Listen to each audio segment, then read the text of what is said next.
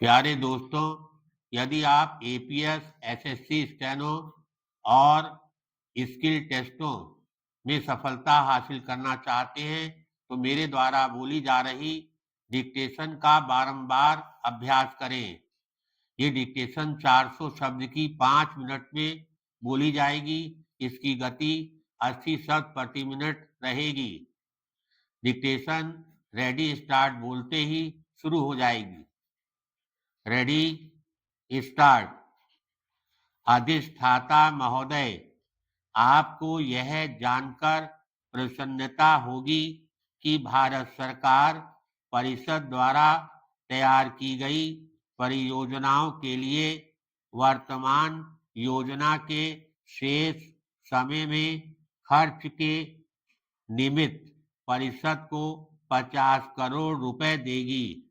यह धनराशि उस रकम के अतिरिक्त होगी जो यहाँ के राज्यों और केंद्र शासित प्रदेशों को उनकी अपनी योजनाओं के लिए मिलेगी।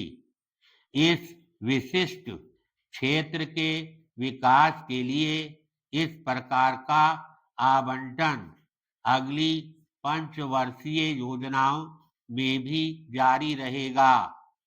हम इन दिनों अगली योजना की रूपरेखा पर विचार कर रहे हैं। अभी धनराशियों के आवंटन को अंतिम रूप नहीं दिया गया है, ना केंद्रीय क्षेत्र में ना राज्यों के लिए। जब तक यह विचार विमर्श पूरा ना हो जाए, तब तक स्पष्ट है कि यह बताना संभव नहीं होगा कि अगली योजना के लिए कितने धन का प्रावधान होगा। लेकिन मैं आपको विश्वास दिलाती हूँ कि अगर इस क्षेत्र के लाभ के लिए योजना के अंतर्गत कोई प्रस्ताव किया गया, तो उसके लिए धन की कमी आड़े नहीं आएगी। पैराग्राफ। ऐसी परियोजनाओं एवं कार्यक्रमों को लागू करने का दायित्व संबद्ध सरकारों और उनके अभिकरणों का होगा।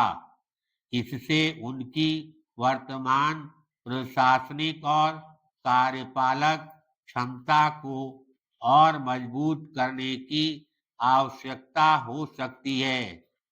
यह महत्वपूर्ण है कि पूर्वोत्तर राज्यों में से प्रत्येक आंकड़ा संकलन, परियोजना निर्धारण, सामान्य निर्माण तथा प्रशासन के क्षेत्र में अपनी कार्यकुशलता बढ़ाए।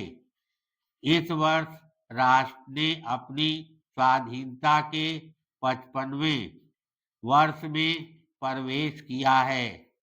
देश के बहुत से भाग ऐसे हैं जो महसूस करते हैं कि गत 55 वर्षों की अवधि में उनकी ओर पर्याप्त ध्यान नहीं दिया गया है।